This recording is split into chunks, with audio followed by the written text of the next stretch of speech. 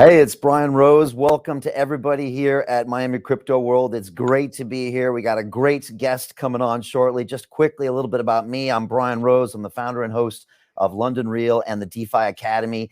You probably watched our videos over the last 10 years. We had about 1,000 guests on the show, long form conversations, watched about 500 million times. Before that, I was at MIT. I spent about 15 years in the financial markets, derivatives markets. And then, of course, recently we launched the DeFi Academy. And our vision is to really educate the next 1 billion people in crypto. Today, I'm super excited because we've got Sean Rock here with me, who's the former U.S. naval officer, digital marketing pioneer, DeFi enthusiast, financial expert. Sean, throughout your career, you've worked in a number of sectors, from corporate finance and web marketing to recently spending 3 years as the CMO of Crypto.com. During that time, you helped bring 3 million customers to the platform. You established that company as one of the fastest growing in the space. But earlier this year, you founded Hi, which is a not-for-profit financial service for the future where users can make seamless crypto transactions across a range of platforms in a fast and efficient manner. After only 6 months, the company has grown to over 1.5 million users across 120 countries as you strive to make Hi the next generation of digital banking. Today, I want to talk about what you've learned throughout your career in the crypto space, Web 3.0, NFTs, all that good stuff. So Sean, thanks for joining us here. I think you're in Hong Kong. Welcome. Hey, thank you guys so much. First of all, a big shout out to everybody in Miami. I actually spent a little bit of the time in my youth in Shalimar, Florida. It was a great time, and too many spring breaks heading down to the Keys. So wish we were able to be there with you, but glad to get a chance to spend some time with you and Brian in particular. It's going to be great to have a conversation with you. Yeah, I'm excited. I wish I was in Miami as well. Got a bunch of friends there. But we're literally in like time zones all around the world. So you got Hong Kong, Yeah, London, it's cool. Coming at you guys in Miami. Next time we'll definitely be there in person. And look, Sean, I'm really excited to talk about all things that you've been up to, all things DeFi. You know, one of the first things that takes me by surprise is when you say Hi is a not-for-profit financial service. And again, I don't think anyone's ever seen those words combined in one phrase before. You know, I worked in banking for 15 years, and trust me, it was a for-profit financial services. And most of the customers paid, even though they didn't know they were paying. So it's kind of refreshing. Do you get that reaction often? And what are you guys trying to do? How can you do that as a financial service? Yeah. First of all, you got it exactly right, and that's the one of the innovations that we're trying to do is to say one of the big problems in the financial services world is the profit motive, and if you take the profit motive out of it and instead you make your members power your platform, which is really what Web3 is all about, it changes the paradigm completely. So if everybody from our members, our staff, everybody is aligned to one thing, which is the membership token, and doing everything we can to make the value of that more valuable, and grow it, it's going to work. And so where does it come from? Take you back down memory lane. In America, people would probably know what a credit union is. In the UK, you might call it a building society or a community bank. But actually, financial services, when they first started, heaven forbid, they were actually all about helping each other, helping the community. I shared with Brian that the first insurance companies or first fire brigades actually came about because of the Great Fire in London in 1666. And basically, they banded together and said, hey, we probably ought to have a fire department. And it was done by neighbors coming together. And the same thing happened with financial services. And if any of you have been members of credit unions, you'll recognize that it's all about members. And the members are kind of owners in a way, but they power the system. And the way that it's set up is not a nonprofit. A nonprofit is a charity, but a not-for-profit means any profit that a profit-making company would call it a profit. We would call it a surplus. Any surplus goes back into the business. Now, in our case, it could be a whole range of things.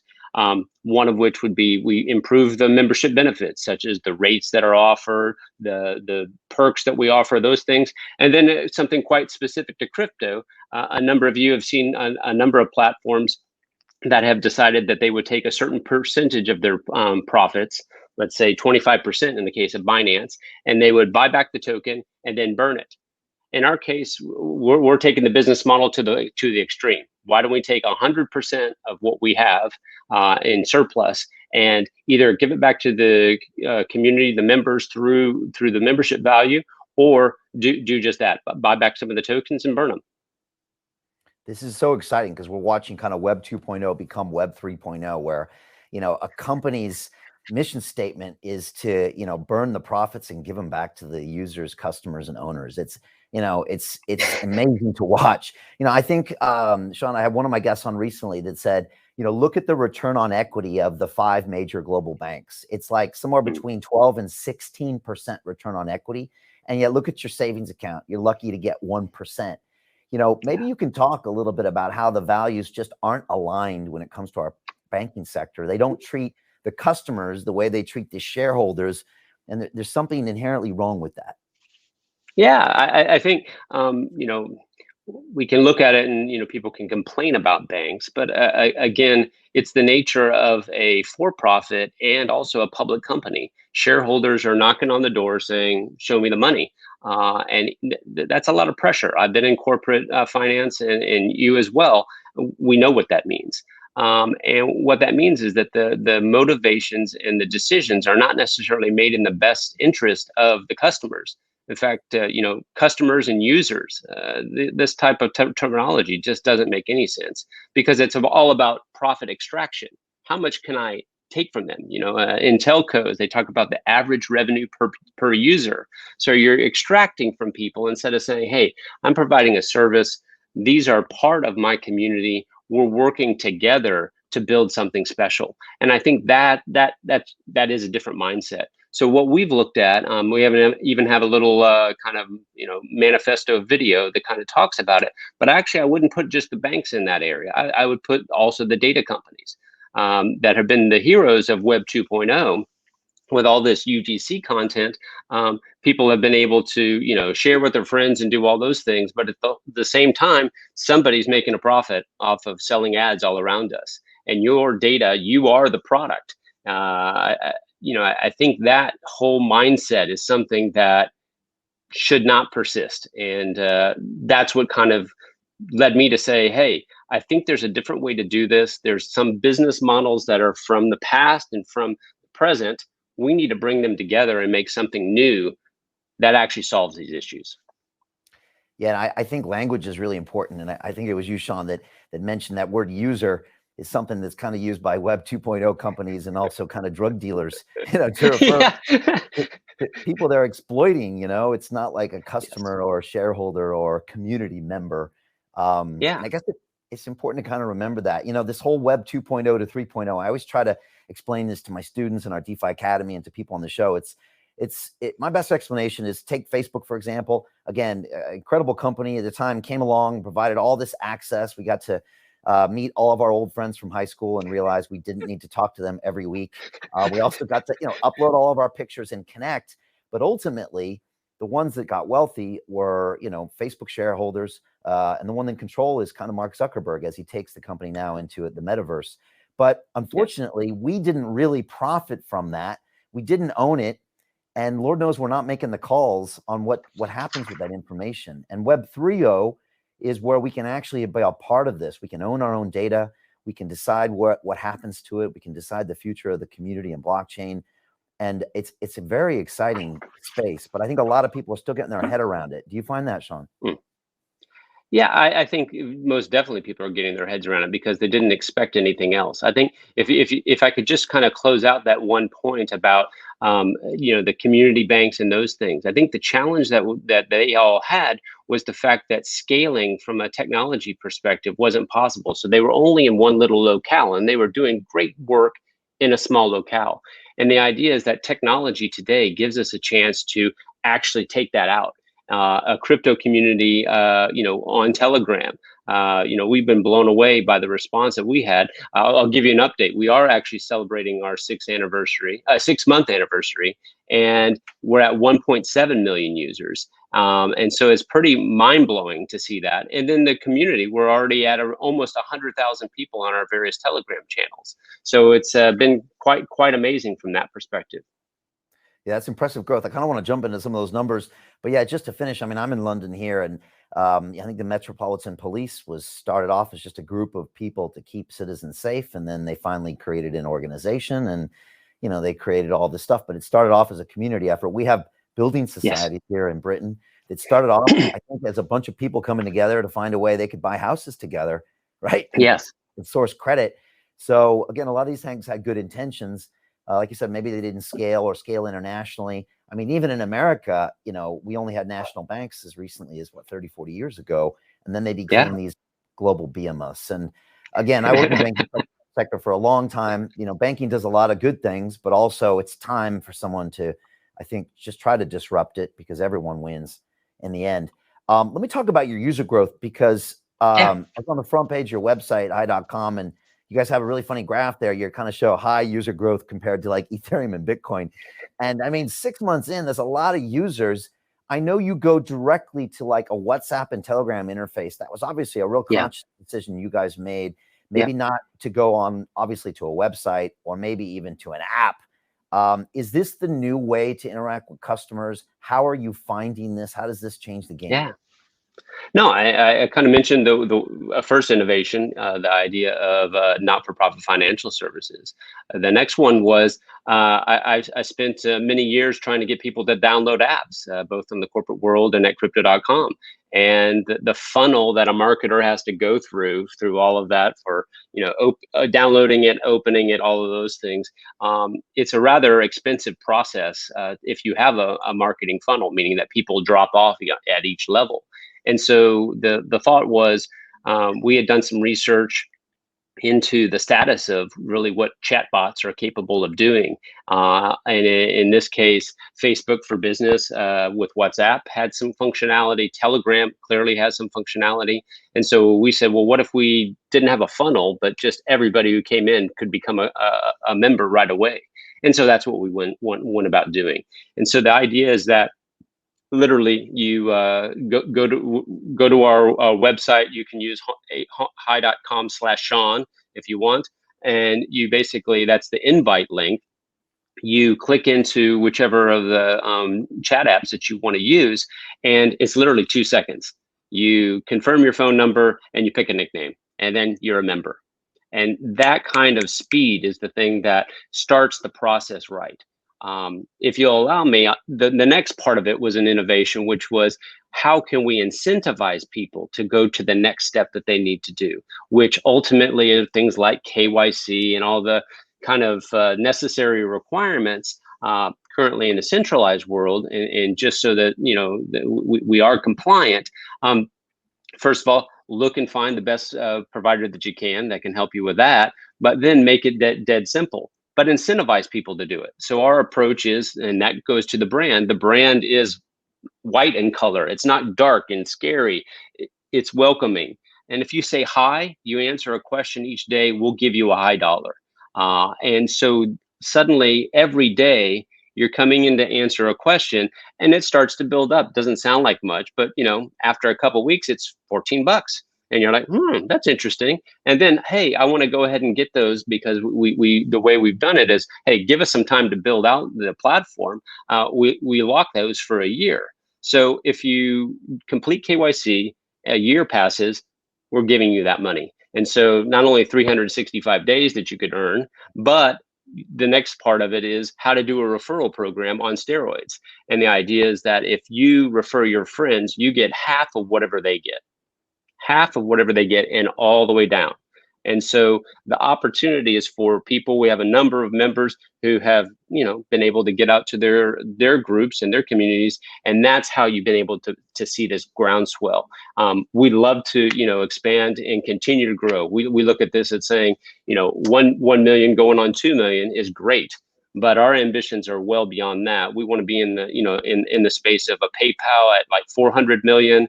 But the steps in between there would be 10 million, 100 million. And then, hey, we ought to be going to what you just said at the beginning of your intro. We would agree with you.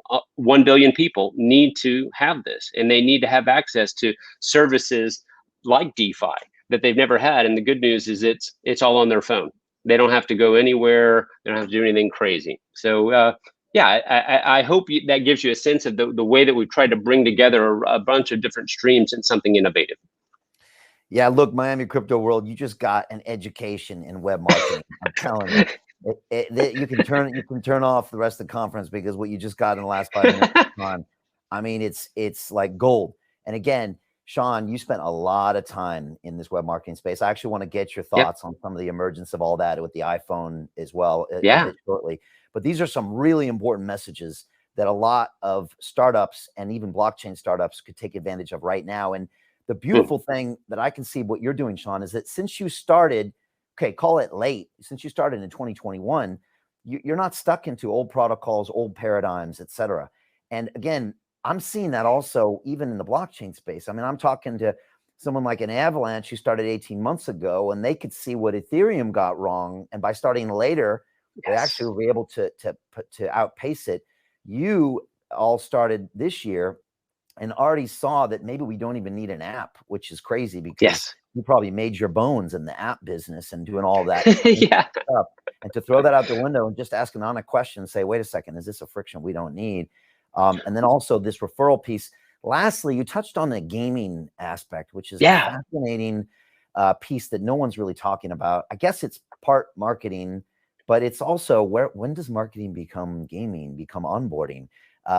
Become KYC. I mean, KYC sounds really brutal and boring right now.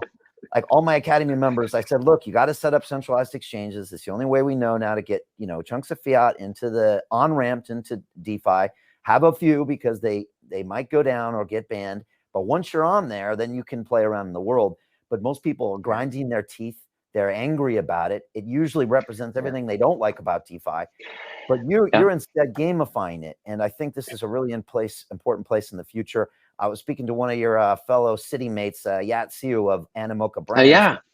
He's talking about the metaverse and gaming and how it's going to start coming back around. It seems like you guys are already taking advantage of just some kind of gaming 101 with your platform. Is that why you've grown so fast? Do you think that, in combination with the affiliate, in combination with the super highly mobile friendly, and I guess you guys have a good value prop as well? Well, I guess I would also be humble enough, and to follow on with Patrick Tam's comments there. The best marketing that we can have is from the central banks. So thank you very much. They made it all possible for everyone to finally say, we really want an alternative. And so I think that makes sense. One clarification. We do the onboarding through the chat apps, and you can have basic functionality there, but we do actually have apps. But the idea is, instead of asking somebody to go from zero to download my app and do all this stuff, we give it one step at a time to let them come through. Because the apps offer the graphical user interface that people are comfortable with, it can be secured a bit more, so that's great. What you're talking about, I think, is a very interesting space for DeFi, which whether we like the term or not, GameFi, I think means a lot. And so we've already done, and I guess to your point, what you were saying about a company like Avalanche coming in supposedly late, it just means the next generation. And so for us, when we've looked at anything that we're doing, we're going to try something. Okay, so we put out a game on Telegram, which you play with your high dollars, and you end up winning a pool. You could win a pool of those that are playing. So from that perspective, it was very interesting to learn, how do people respond to it? Was the gameplay too hard? What did we need to do? How do we sustain it? And so now we've been telling our community that we'll be coming out with a whole series of games that, again, we're taking those learnings that we've gotten, the feedback that we've gotten from the community, and how do you make it better? How do you make that experience, make it more rewarding? How to make it more fun? How do you help them get through all of those steps? So I think you mentioned Yatsu. He's someone I've known for a long time and very happy to see his success. But I think he's not wrong. The idea of gaming, why do processes have to be so boring? They don't. If you put your creativity into it, if you put some thinking into it, you can make it a lot more engaging for people. I think we all probably, if we're forced to go into a bank these days, you have that feeling of, gosh, I feel sorry for the teller. As they write out this paper, you're like, what are they doing? So I think this is the process that makes sense. And then the engagement with the platform, the engagement with the community can come in many different ways. We can have it in a Telegram group where people are asking about the product roadmap and what's going on. They can be asking and talking about what's going to happen with the token and how do they see the utility and those things. They can have it with the utility itself. What can I do with this? And I think for us, we have very much focused on what are the utilities. And I'll be right up front with you. GameFi was not on our roadmap even 6 months ago when we started. We didn't have GameFi there, but we saw it. And just like any startup, you start to say, well, what can I learn? Let us try something. So that's what we did. That's so exciting. And congrats to you and the team for being able to be so nimble. It's a beautiful thing. And again, I would say to everybody, don't let GameFi or the metaverse fool you into thinking it's something A, you don't understand, or B, that's something that you dream it is, some virtual world where people are playing Sims games. I mean, again, I think one of my guests, Raul Paul, said, Brian, the metaverse is a WhatsApp chat. It's just a digital experience you're having as a human with other humans. It can be something as basic as that, or it can be Oculus when you're, whatever, climbing Mount Everest, or in a digital Mount Everest. So I would just say to everyone out there, this whole gamification, this metaverse, it's going to intersect in so many of the things we do. And I'm 50. I wouldn't call myself a gamer, but that doesn't mean I don't enjoy games. Of course I do. I'm a human. Yeah. And it doesn't mean that some form of the metaverse isn't going to affect my life and my business in the next few years. So it's interesting to see your take. I'd say for anybody in any type of aspect in this blockchain, probably better to embrace this and test this now, as opposed to just ignore it and say, I'm just a DeFi person, or I'm just a blockchain person, because it's all interconnected, isn't it? Yeah. Maybe I can make two comments there. First of all, just at the last part of what you were saying, I would encourage anybody, if you feel like, oh my gosh, I don't know, guess what? Everybody else in the room doesn't know either. We're all trying to figure stuff out. We're all learning every day. And in fact, that's the whole point. Why would I be in this industry if I wasn't learning every single day? When I was, starting off with, running banners on Yahoo and a long time ago, nobody knew what the answers were, what was going to happen, how our search engine is going to evolve and do all those things. We had no idea. And then if I could bridge to a second comment, and this wasn't a thought that I came up with, I'll definitely attribute it. But Chris Dixon from Andreessen Horowitz, I don't know, he posted on Twitter his article that is in The Economist, kind of breaking the whole idea of their paywall. But he posted an article where he's talking about Web3. And he was in a podcast with Tim Ferriss and Naval, and he made a reference to what you just said about kind of the metaverse and even what we're seeing with NFTs. He says he happens to like to look at old ads for computers. And so he was looking at some Apple ads from 1980s, and the idea that they had, the hero use of the computer at that point was a man and a woman. Okay, let's call them man and wife, and they're organizing their recipes. That was going to be the hero use of the personal computer, organizing your recipes. And he was just like, well, where did they even get the recipes? You couldn't even dial up and get recipes. So the whole idea just didn't make any sense. And so I think for everyone in the room, everybody watching, we don't know. Okay, we have some idea. There'll be a period of time while whatever we're thinking, this kind of Sim City or the stuff that Mark Zuckerberg has shared, that's the state of the art today. But the whole idea that I'm getting is that the interface with computing is going to change. It's going to go from being a keyboard, it's going to go from being a phone to this whole immersive experience that somebody will figure out. There's huge opportunities for people to figure out, how do we interact with it? As you said, is it Oculus? Is it something that we're holding? Who knows? We'll figure it all out. But this is what makes it so exciting. And you can see so many opportunities coming our way. Yeah, I actually had an Apple II Plus, I think back in 81 or 82. I think I was in 5th or 6th grade. And I remember programming on it and teaching the grown-ups how to use the spreadsheet program and stuff. And like you said, as humans, when we first see a piece of technology, we tend to apply past technology to the new technology, and we find kind That's of that right. first order solution, which is to take the recipes that are in index cards in the kitchen and to type them in the computer. And now we look back and it seems like, well, why aren't you using all of the power of that computer? Not to mention the interconnectivity of computers. But at the time, we don't know enough yet. So we're kind of stumbling around with these kind of caveman applications to the initial technology, when we find it. And it even goes back to something Marshall McLuhan said, which is like the medium is the message. When you introduce a new medium, it changes everything. And so when we thought, when movies came out, it was, we thought it would just maybe be a better version of radio. And then when we had talking movies, and then when we had television, we thought it would just be movies at home. And it wasn't. When I started YouTube, I thought that would be television online. And it wasn't. It was about 100 times more interesting, bigger. And I think we're seeing the same thing now with this whole metaverse, DeFi, everything. While we're on this topic, can you comment on NFTs? Because again, the recipe in the computer version might have been a JPEG for an NFT. Okay, look, it's an ETH rock JPEG, which in some way almost makes fun of our first use of this technology. It's saying, hey, here's a PNG file that's black and white, and we're going to make it the first NFT. But in the future, an NFT could mean multi-dimensional pieces of information and interaction. Definitely. Is that the way to kind of look at the future of everything, what an NFT could also become? Yeah, I would say this is another space that it would be hard to fully define it. I think as we look at it and we see the decentralized services, blockchains, basically the blockchain is a computer.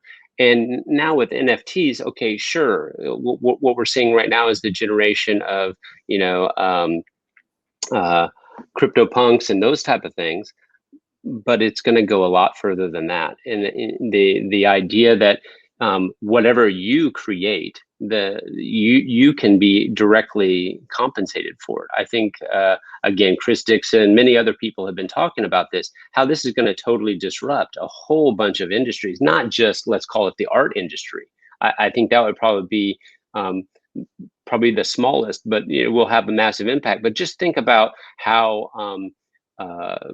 well, basically the music industry. Artists are, basically used to be that the the record company kind of had them under the thumb, and then it kind of have shifted now to where they basically make all their money on merchandise and shows, and Spotify pays them peanuts.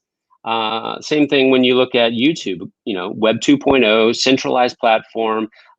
They did share some of the revenue with folks. You would know this better than me, but come on, what they shared wasn't much. And so you start to look at it and you realize, wow, this could change that. And then, as someone was talking about, with Instagram, you upload your photos of whatever you're doing. That's cool. And somebody else is selling ads around it. Why aren't you being compensated?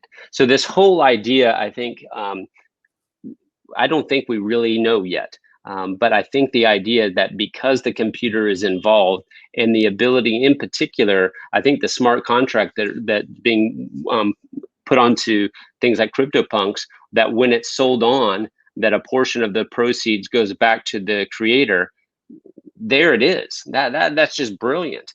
But there will be somebody else, probably somebody watching this or sitting in the room, who will come up with another application and say, hey, I'm going to write the code on that smart contract that does this. It's represented this way, but it doesn't have to be a JPEG. It doesn't have to be anything. I think some of the stuff that we're looking at is, how do we represent some of our membership benefits in a NFT? And then if we look at that, it could be that I could give you a tier of membership. I could just say, hey, Brian, Merry Christmas. Here you go. And it's an NFT that, when put into our platform, by the way, we haven't built this, I'm just talking about it. This is the way you have to think it through. Then you start to say, well, what would that mean? What does that end up leading to? What other things could we do? And I guess that's the space where that's what keeps us all learning every day. And when someone comes up with something, it's wow, you want to find out, what did they do? How did they get there?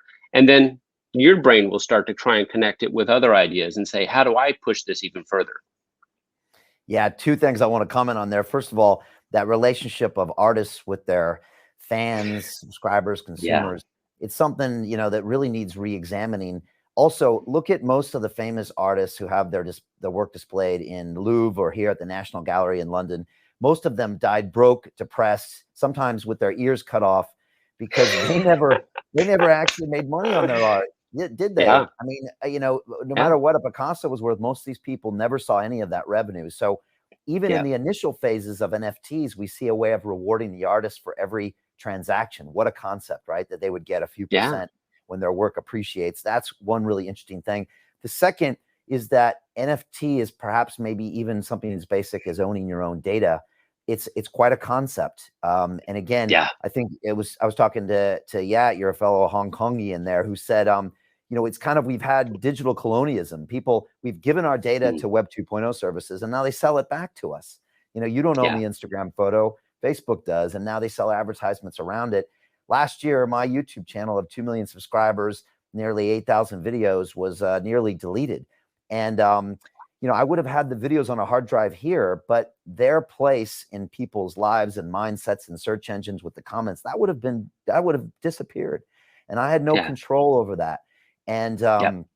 it was a real reminder of the fact that I didn't own that data and that I wasn't in a Web 3.0 universe. Also, it was a reminder to my fans and subscribers that they actually couldn't get the data either. And we'd have to Yeah. find some way to go around the gatekeepers to communicate with each other. And again, a beautiful thing, just like we thank the central banks, I thank some of those companies for just reminding us what we should own, which is our data. And I think NFTs will be lots of different versions of that and access and memberships.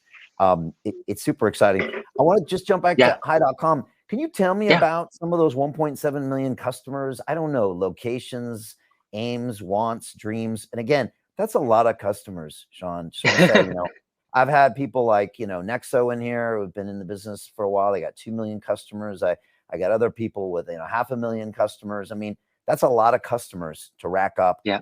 Can you tell me much about them, what Yeah. they're like, what they want?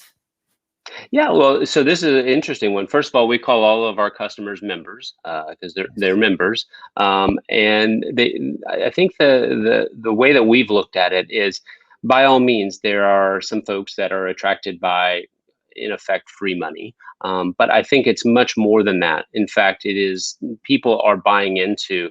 They're hoping, first of all, I guess initially that we're real, and I'm here to say we are real. But they're wanting to say, can I get a fair shake? Why is it that I have to pay for all of these things when I want to do it? Why is it that I transfer money from, let's say, here to the UK? It takes 3 or 4 days, and I get to pay £25 for that, versus it could be instantaneous. So of course that has existed for some time, but the question is, how do you manage that between fiat and crypto? Now, to your question about the folks, we would love to have more folks all around the world.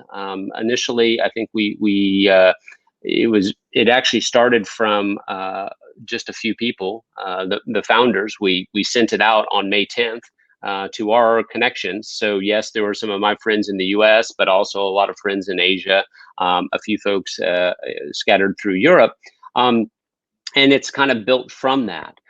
So you probably would imagine that we've done all right in Asia. We do have in one of our missions, by setting the goal ultimately of being serving 1 billion members, is we do have a sizable membership base in sub-Saharan Africa. And I think that will be very powerful in those people's lives. In the U.S., I'll be honest with you, we've taken it very carefully. Just as we were launching, all kinds of things started to happen, and it was like, let's just be humble. We'll take our time, let the dust settle, because I think right now there's a lot of discussion. It's great that people are now finally aware and realizing that it's not going away. It's not like the internet, that fad. It's going to be here. But I don't think we need to get caught in the crossfire. So our efforts are really looking at other markets where people aren't being served. With Latin America, it's also very important. So one of the initiatives that we've taken if you go to our website, it's not often that you go to a startup's website and click the language selector and you find 13 languages there. But that's been our mission from the beginning, is that we see things in a global sense. And if we were only speaking in English, obviously that would restrict a whole bunch of people. And to be able to offer our services in native languages, that's how we can reach and impact the most people. So I think for us, that's what we're looking at, is that the opportunity to reach 1 billion people, sure, it could include 300 million Americans, but there are a lot of other folks. And for us, it's much more about how do we spread this opportunity. So for us, you had asked, sorry, I wanted to make sure I answered your other question because it's something fun, is that we ask a question every day when you say hi.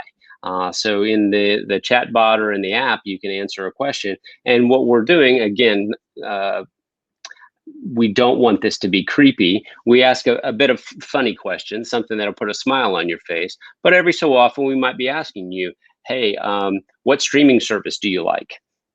There might be a reason. We could be considering a membership perk that would include a streaming service. Hey, what hotel brands do you like? Those type of things. And so we start to get a little bit better understanding of what the community is wanting. I would say our community, I said it in a tweet today, they have been so amazing for us. I think it is the secret weapon of every blockchain company that leverages their community, is that the community is not shy. They will tell us when we've got it wrong. We've got a couple things wrong right now that we're fixing. We launched a product that didn't allow for a confirmation screen before it took effect. And that's causing us to, hey, we better fix that. That was pretty dumb. But they also tell you when you got it right.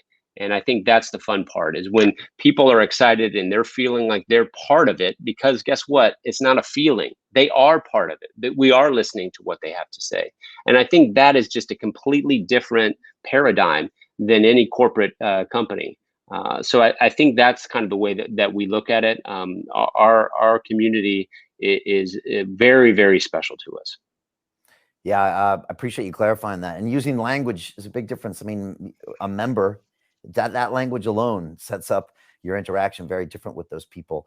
And it's interesting to watch all of the platforms going through a challenging process right now. I've had a variety of guests on here. I've had people from like the Aves and compounds that are working on building liquidity. I've had people like Alex Mashinsky of Celsius that say, Brian, it's all about KLM, KYC and AML, because that way it'll all be clean money that the institutions can access. And I'm actually running across town in a couple hours to be on a panel calling, asking how can institutions leapfrog into DeFi.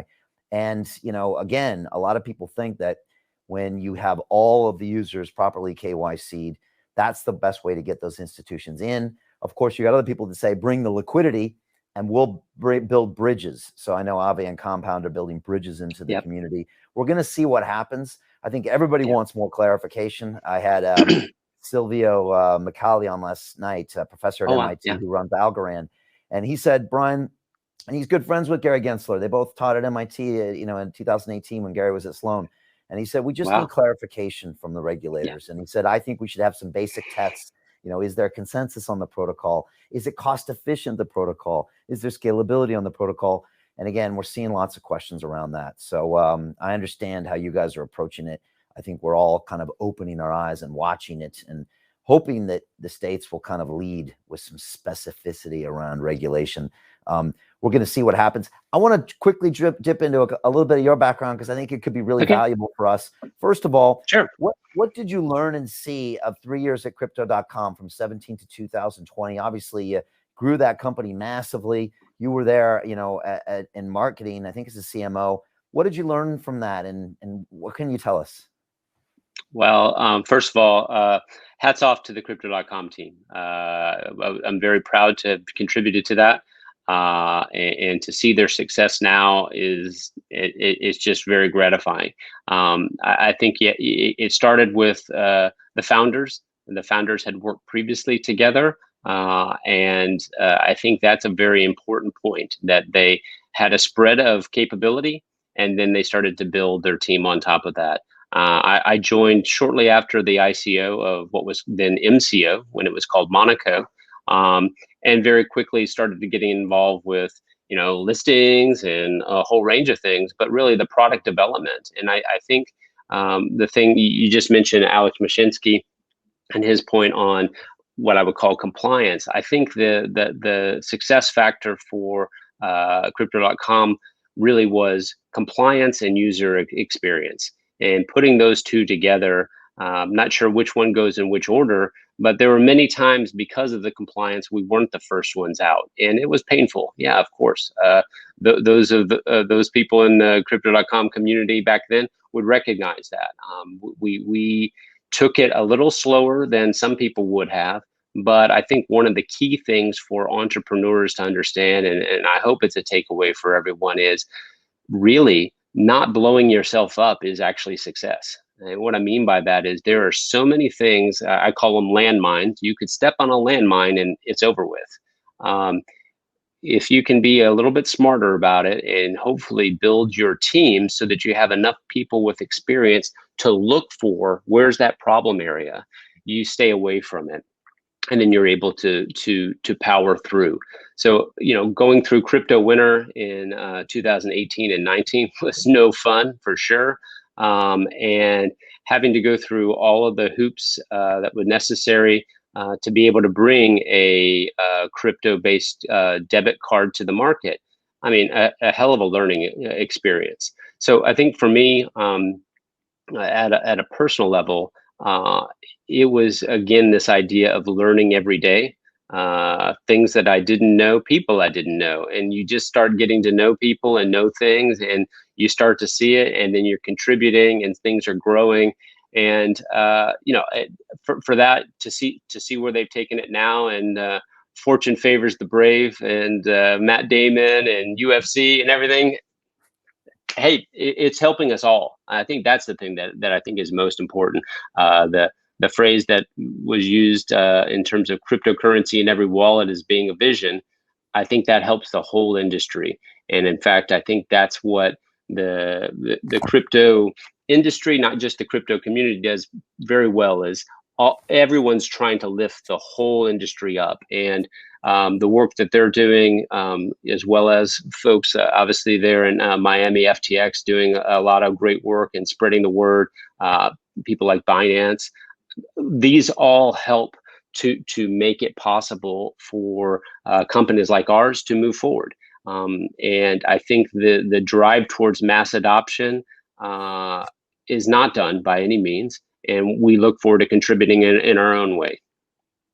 Yeah, we've got, I think, the Crypto.com CEO here, I think in 2 weeks on the show. We're really excited to talk great. to him. And again, yeah, congrats to what you did there and their marketing success. I think it's helped the whole industry. When you see Crypto.com on a UFC fighter's shirt and all the branding, it's amazing to see. And I think it really pushes everything forward. And again, a lot of people have done a lot of work to get all that in the space. And again, not stepping on landmines is something that's so important. And again, a lot of people have really done a lot of hard work with this, the KYC issues, and really pushing all of those accounts to be vetted, which is going to help those institutions get in. So it's been fun to watch that whole ride.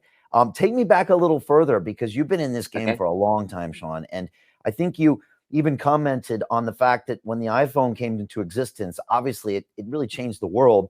But I think you said before that actually in itself, there was nothing necessarily special about it, except it just brought everything together at once and brought everyone into the same sphere. You kind of see something similar happening in blockchain. Did I understand that kind of comparison? And maybe you can articulate it a little bit better than me. Oh, I'd love to. So I also, before getting into finance roles, I worked in telco. I was working at Sprint in the US for a while. And when I moved to Hong Kong, I've always had either telco or a handset manufacturer as a client, and was there for the heyday of Nokia.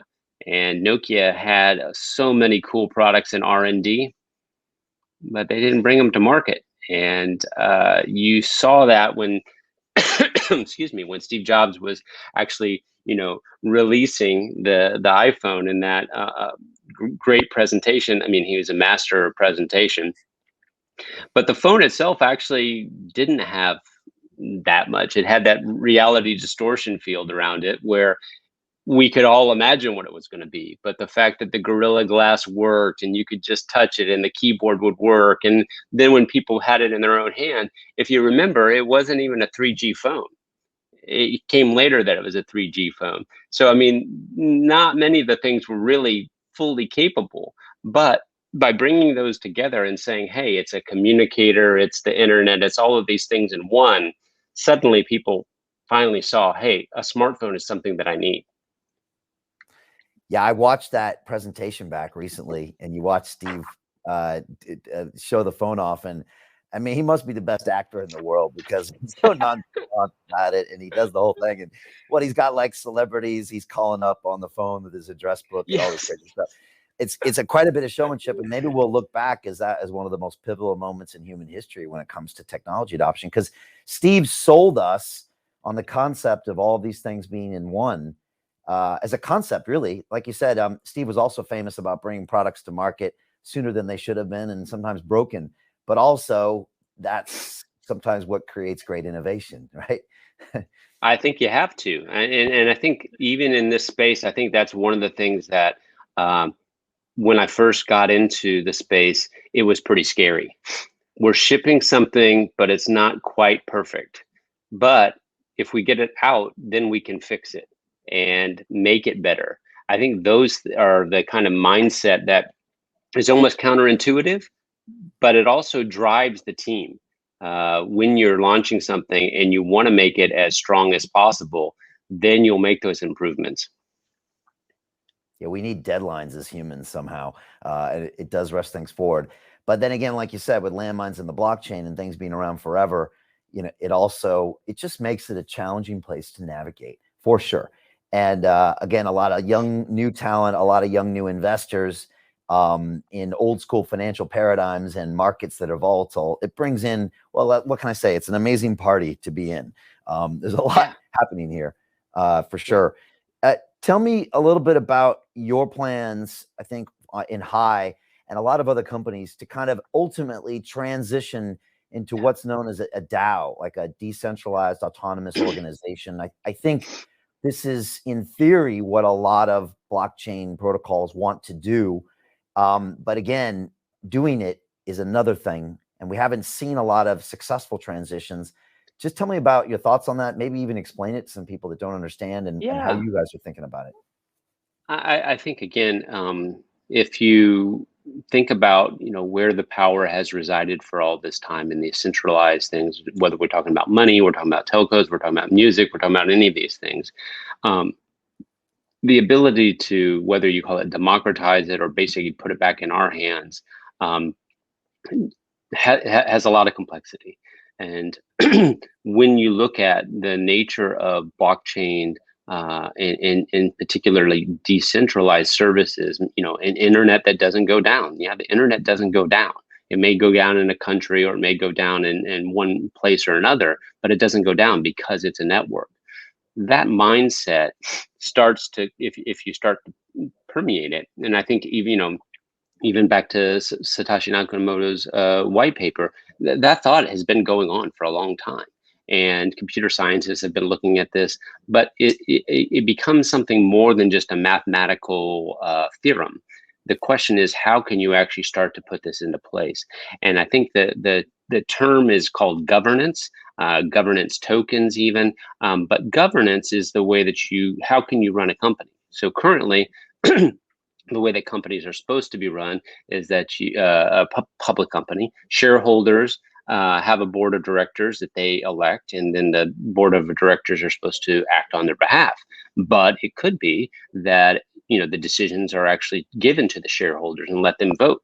Now, that would be a little bit cumbersome, but what we've already started to see in a number of protocols is exactly this process of proposals being put forth.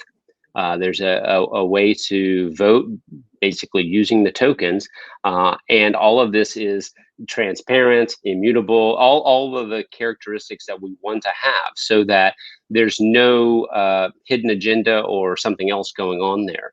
And so when you look at the opportunities that, how can an organization become decentralized? What does that mean? Decentralized means that you wouldn't actually have a CEO per se. You wouldn't have that whole hierarchy that I guess we're used to now. Zappos and Tony say, he did try some very interesting management techniques before its unfortunate death, but this kind of mindset is something that can definitely permeate these type of companies. And I think when we're talking about a workplace for millennials, a workplace for Gen Z, I think I have faith they're going to figure it out. I think for Gen Xers, we carried our load, but I think when we look at this, there's a real opportunity to look at how you can transition it to where, again, in our case, this is where, this idea of Web3, we didn't have a term for it, but it was this idea that why can't our members be the ones that help us to run the company ultimately? And it could be that they're choosing the services that we're going to offer, or the benefits that we're going to offer, or would they rather have this part or that part? And then ultimately what can happen is, with the blockchain, you actually move the whole thing over to what's called the decentralized autonomous organization, the DAO, and then it's actually run that way. And to a certain degree, Bitcoin runs without a centralized organization, and you start to see that. For us, we chose to set up our company. The controlling element of our company is actually a foundation. It's a limited company by guarantee. So it's not a non-profit. Again, we're not a charity, but it is a not-for-profit. And that component, the way it's set up, it doesn't have shareholders, it has members. And so this whole mindset has been something that we've been trying to work through. Okay, what are the paradigms that exist today? And then where can this ultimately go? And so what we put into phase 5 of our roadmap is that we would be looking at that, and maybe we make some steps towards it, or maybe we're able to accelerate at that point. But we would look at the decentralization of the company as a key part of our future. Yeah, this is going to be very interesting to see how it unfolds. And again, obviously, Bitcoin is decentralized. Ultimately, it's funny. I was looking at the top 20 market cap coins today and trying to figure out who I want to have on my show. And the number one's Bitcoin, and there's nobody I can have on my show to talk about Bitcoin. And so it's actually doing that. That being said, leadership is such an important concept. And again, we were just talking about Steve Jobs. We were just talking about people that pushed the envelope, made hard decisions, made calls that sometimes were wrong, sometimes were right, but it pushed us forward in a direction. Can that happen in a decentralized way? I don't know. Jury's still out. Sean, I was actually watching a video over the weekend, and it was a panel with Quentin Tarantino, obviously a famous filmmaker who just did his first NFT, I think, with a Pulp Fiction script. He was there with Mike Novogratz of Galaxy Digital, and Dom Bilyeu, who's been on my show, has his own show called Impact Theory. And they were talking about a variety of things, NFTs, et cetera. And they started talking about how you get a lot of people that are creating these NFTs and they're artists, but have never actually run a business. And it's hard to run a business. It's challenging. There's human capital, there's real capital, there's all these things to do, and not everybody can do it. And somehow, maybe we think that it can all be done decentralized and all in the blockchain in the future. I don't know. Jury's still out for me. And let's see what's going to happen. Although ultimately, that's why some of these protocols are so amazing, because they don't rely on someone. So we'll see how this plays out in the next 10, 20 years. I think it'll be very interesting. Most definitely. I think one thing to say, and it's not to throw any cold water on things as well, but for every Amazon, there is also a pets.com. And I don't know if anybody worked for pets.com, not picking on them, but for example. And so I think we are mindful of it. We just had, because of the 6-month anniversary, we had a town hall. And one of the things that we talked about was, when you look at the statistics, startup companies, a lot of them don't make it. And I'm not saying that's what we want, but that's actually where we all need to be focused to try and drive it. So as you said, the leadership and the development of a company, quite often there are hard decisions to be made, and that's not necessarily always pleasant, but that's what makes it special. And when you have the opportunity to do that, it's a golden opportunity. But I think what you end up seeing is that there are a lot of startup companies that don't make it, but the next company makes it, or the next company after that makes it. And I think that's the if you've got that in your blood, then you're probably going to be able to be all right. But it may not be your first idea. There'll have to be the next idea that comes along. Ideas are precious, but you'll have more ideas. Don't worry. Yeah, I remember pets.com, and I'm PetSmart, and I was actually giving a presentation last night, and I put all the petstore.com, PetSmart, and yeah, I think none of those made it. Quickly comment on the city you live in. It's Hong Kong. And again, with Chris from crypto.com, who's here in 2 weeks, Yatsu from last week, Animoca Brands, and you, I'm seeing some We're surrounding you, Brian. Yeah, and again, one of the most famous people from Hong Kong is Bruce Lee in the movie Enter the Dragon, where it got introduced to the world. And again, you could say Bruce Lee was quite the innovator, bringing a lot of different technologies into one with his Jeet Kune Do and embracing of all these other martial arts. That's another conversation. But tell me, what's the vibe like in Hong Kong? How does Hong Kong change what you do, who you are, et cetera? I know we got a few minutes left, but tell me, what is it about that city you love? Oh gosh, that is a whole other conversation. I'll keep it brief. I came to Hong Kong in 1992. I stood across the harbor at the Cultural Center and looked back, and I said to myself internally, would that be just amazing if I could live here someday? And I don't know if it was subconscious or whatever, but 8 years later, I moved here. So I came in 2000. I think the thing that people find, some major cities have it as well, but I think it's you can literally feel it, is the energy, the people, the pace of the thing. One reference I didn't mention to you, which I had forgotten, was actually that I believe this is a fact, that the escalators in Hong Kong run faster than anywhere in the world. So I remember coming back from a holiday, and I think I had been in London or somewhere, and the escalators there, maybe a little bit slower. And this escalators zooming up, and I'm like, yeah, and everybody walks past you. Nobody's like sitting there on the escalator.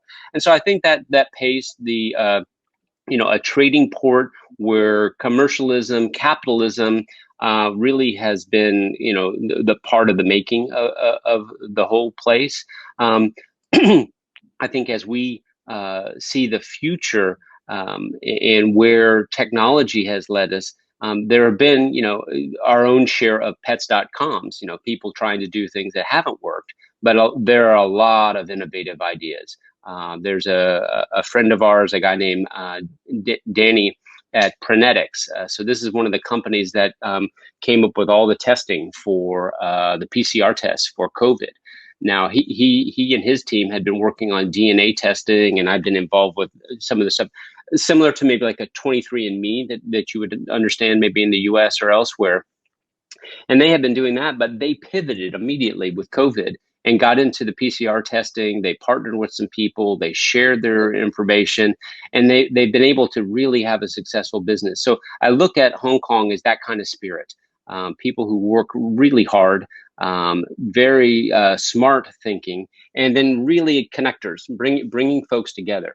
And it's like the geography of the place. I had mentioned that you can kind of squeeze a mountain, a beach, everything inside, and that's what you have in Hong Kong. Everything's about 20 minutes away. I can go to the beach, a very nice beach. I can go climb a mountain, a rainforest. I can go on a boat, all within about 20 minutes from where I'm sitting right here.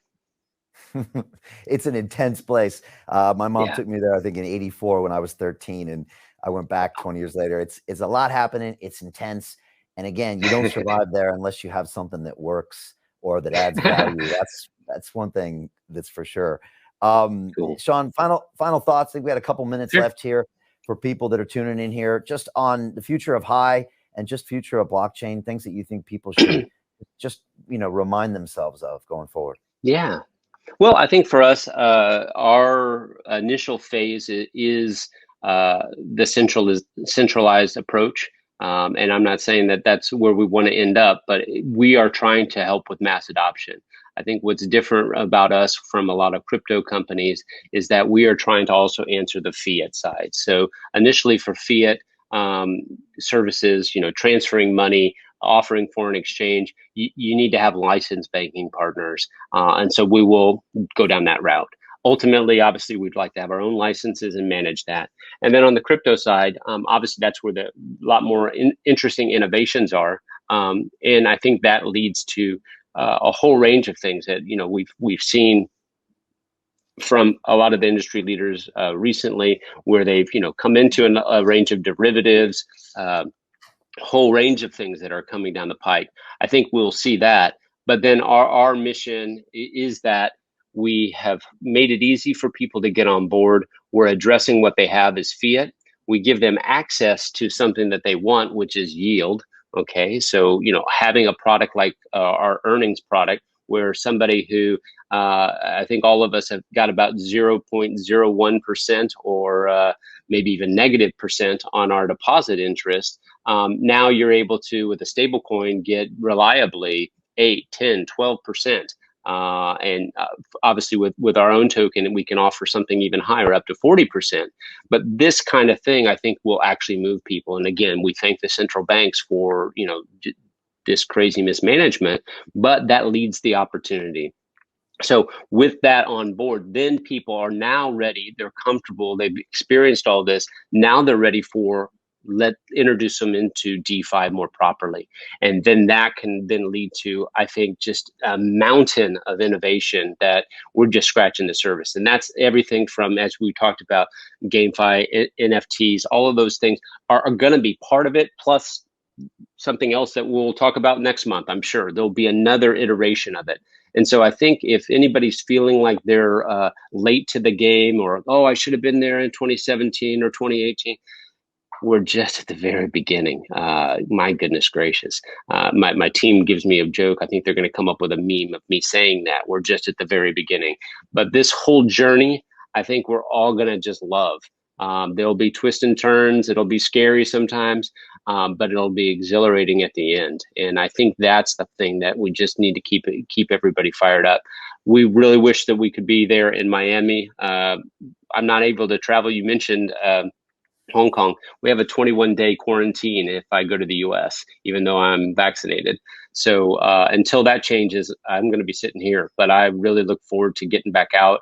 It's one of the things that we've been wanting to do, is to get out and have some events with our community, join in with the bigger blockchain community as well, and push the industry forward. And I think the maybe the final statement is, it's inevitable. Let's just all agree that it's inevitable. You're not putting this back in a jar. It's not a fad. You talk about looking at some of Steve Jobs stuff. I look back at some of Jeff Bezos stuff from 1999. And there's this reporter, and he's like literally getting in Bezos's face going, "But how are you going to compete with Walmart?" And he looked back at the guy with the kind of that Jeff Bezos, a little bit different look, and gave that Jeff Bezos very special laugh. And you just knew, in the fire in his eyes, man, he's going to kill it. And I was like, wow, that is powerful to see that. So I think for every time that you feel, gosh, this is hard, it's not working, those things, everybody just keep at it. Persistence. That's how you win the day. Yeah, some great thoughts there, Sean. And I would have to agree. We are not too late. You are not too late. It easily feels like you're not too late because you didn't buy Bitcoin for pizzas back in 10 or 11, but you're not too late in this space. I think I had Anthony Scaramucci on the show, and he said, Brian, this isn't even the first inning of the ball game. This is preseason training camp. And so we're all here. I think this is a unique time in history where maybe for the first time humans can have an actual real relationship with their money. I feel like that's been taken away from us for most of our life. Our education system was built by the Victorians here in England, and it was built really to keep workers' kids busy and turn them into workers. And so it never really addressed money, capital, entrepreneurship, and it still isn't addressed today. One of my most famous guests, Robert Kiyosaki, raised his hand when he was a kid and said, "When are we going to learn about money?" And they said, "We don't teach money in school." And so this is a way for people to really learn about their money. That's why we started the DeFi Academy. And again, it's bumpy. You have to take ownership. You have to take security. and you'll make some mistakes, but ultimately I feel like you'll have a real relationship with your money. Like we're now starting to learn having a real relationship with your body, with your mind. I Yeah. think like the last 20 years we've done that. And like you said, this is happening. This train is coming. Yes. And all Yes. the regulation in the world and all the other stuff in the world and all the bannings, they're not going to stop it from happening. The genie's out of the bottle. And so it's just a matter of when. And I'm going to go watch those Bezos videos of him and his smile Oh, and his classic it's laugh. really, really good. Yeah, it's fantastic stuff. So no, fantastic. Hey, thanks so much, Brian. Thanks, Zach and the team, and everybody in Miami. I hope you're doing really well and staying safe. Yeah, fantastic. Thank you, Sean. Thanks, everybody. Enjoy the rest of Miami Crypto. We will see you in person there next year. And thanks, Sean. We'll see you in London, I'm sure. All the best to everybody. Would be great. Take care, guys. Bye-bye. Bye, everybody.